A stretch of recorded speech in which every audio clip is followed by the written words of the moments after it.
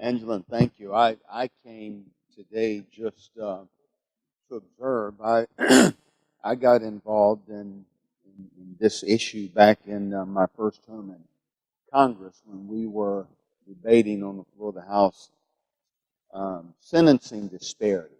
And I'm not so sure outside of that, I'm not so sure that there's not anyone um, in this city, or probably most of us in this room, that our lives have been impacted by someone that in our families who have been incarcerated, or someone in our neighborhood, or someone that we know and we've seen incarceration impact our lives. And I thank you so much for your story, and Commissioner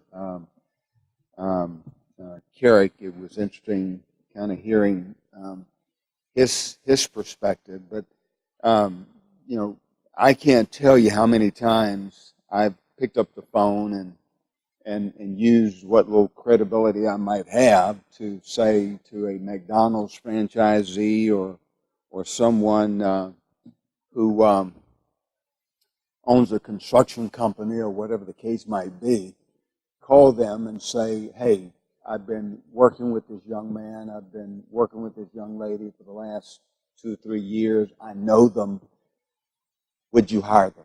Would you give them a chance? They've been ignored, they've been denied because they have a record. Will you give them a chance? That's the reality of incarceration, that you are denied housing, you are denied employment opportunities.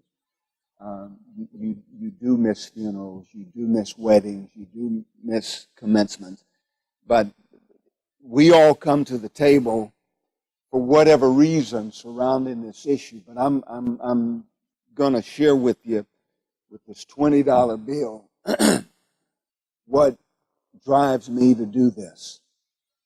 If I was to crumble this $20 bill up and put it in the floor and stomp it and put it in water, or put it in mud and dirty it up and mess it up, and I unfolded this $20 bill, and as ugly as it might be, if I gave it to either one of these gentlemen, they would still take it.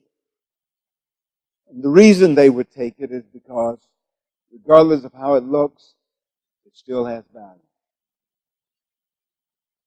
And I've gone to prisons all over the country for the last 25, 30 years. Went to Angola prison about 9 months ago. Go back again in July. Regardless of what an inmate might have done, I do believe that people can change. I do believe that many see the error of the choices that they made, and they say, I want a better life. We have to recognize that, just like that $20 bill, regardless of what it might have looked like, what they might have done, in the eyes of the God that I serve, they still have value. That is so critically important. So thank you for what you're doing. I literally came just today to take notes and observe and what was going on. And as I travel around the country, I've gotten some good data that I can write op-eds on. And I'll look forward to delving into this report. And I'm sorry the baptism that came out. I've talked way too long. But thank you very much for